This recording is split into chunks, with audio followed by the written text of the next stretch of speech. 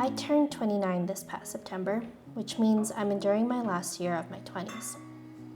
As you may have seen from my past videos, I often centered my content around my career, which isn't far from reality.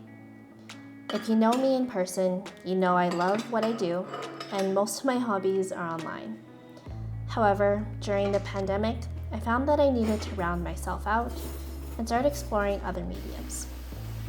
Here's my attempt at reintroducing myself as I approach my 30s.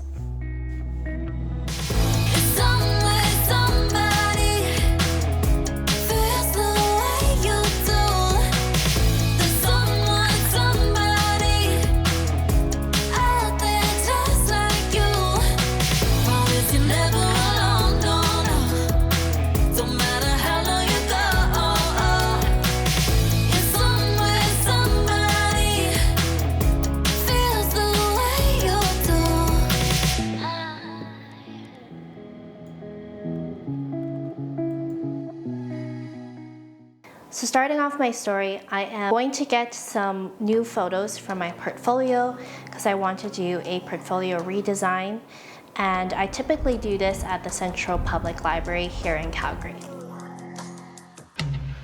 From the bottom to the top, yeah, yeah, yeah. Give it everything I got.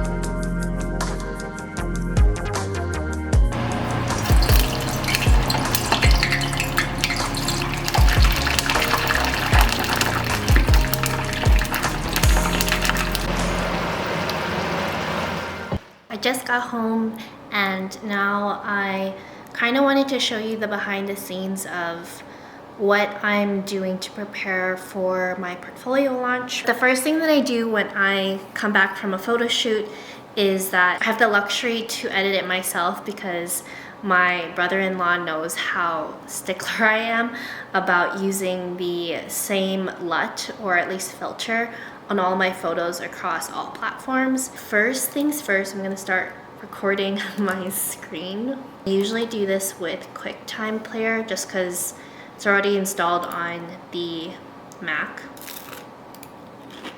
Eating here. I went through all the photos and I chose my favorites. So the trick that I have is the presets that I use on my photos have been Phil Chester presets. One of my favorite YouTubers, Mango Street, was the one that recommended this way back when, and I just have been using it for, I swear, like 5 years now. So it's kind of the one that I've been going with. The one thing about me is that I'll just be like, okay, if I can find a solution to get to my end result fastest, then that's the way that I'm going to go. We have 6 different presets, and depending on the lighting of the photo, I'll choose which one works best. So that's good. And then I'll just keep going.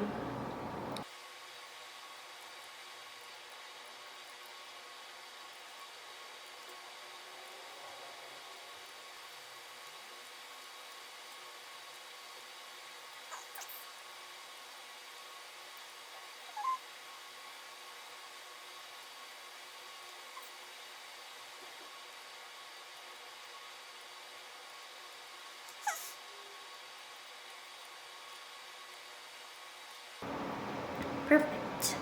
Okay, so now we're done. We're gonna export these.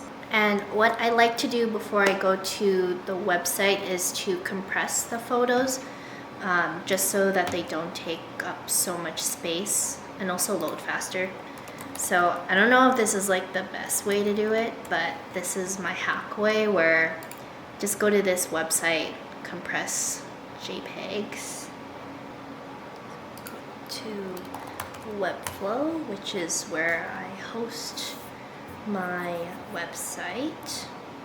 And I've already started to make the layout of the website, and all I need to finish up is the content and then also the photos, just to see how everything works. But this is how it is looking like right now. I have the main page done, but I need to transfer over my 3 top projects, because before, well, my portfolio right now is this one, where I had a mix of a lot of different things, and also like it goes way back into my publications when I was in undergrad and also my master's program. I have a feeling that I should be putting it into my about page and not on my main project pages, because I want to really highlight data engineering and data science now, because that's my main focus right now. And my previous publications were on robots, which I initially thought I was going to be in, or also wearable technology, so just anything tangible. But it'll be good because I still have links to those publications, so it's not like I'm not going to highlight it. It's just I don't want it to be the main focus when you come onto my portfolio. There's a fine balance between putting too much information or putting not enough information, so I'm going to try and increase that. I think this one is pretty good, but I think for the script automation, this might be not as, yeah, so this one is not as full as the other ones. So I'm going to try and match how much content is in each. And I think I'm going to take the performance forecasting as an example where there's a little bit more meat to it and more of a story from what was the problem to what's the solution.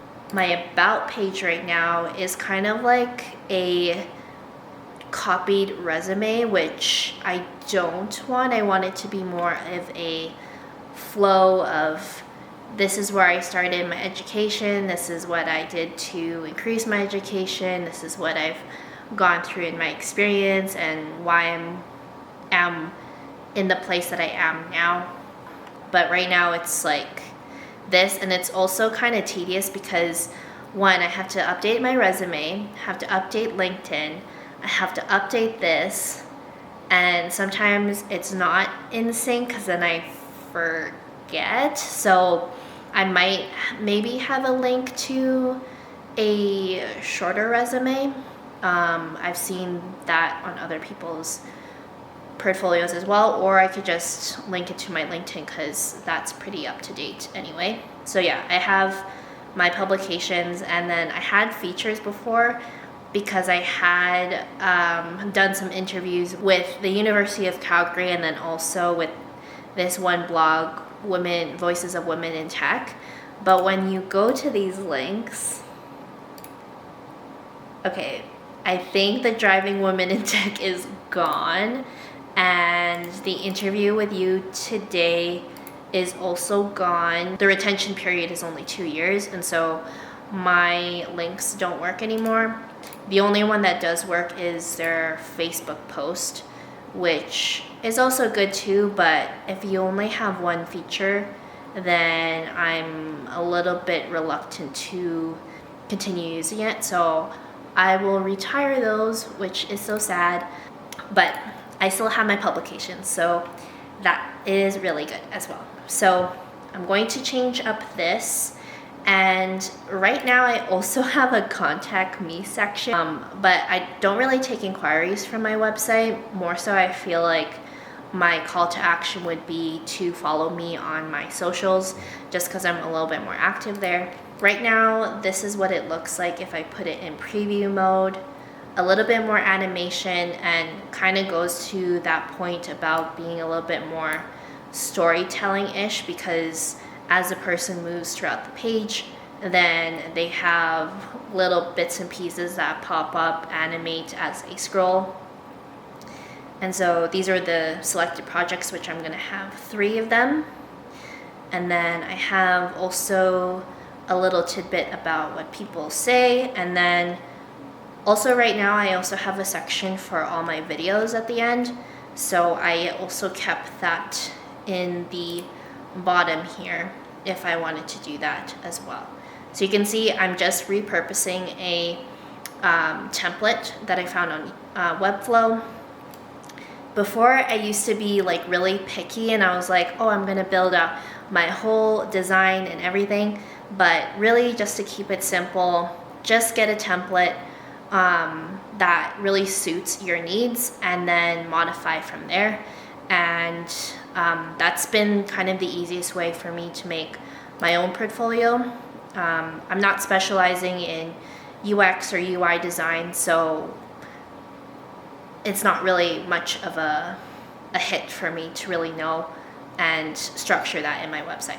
Well, I'm going to go ham on this. I get really tied into this and I'll go for hours freshening up my portfolio. It takes a really long time to even just do website copy, and feel like you just get engulfed in seeing the end product.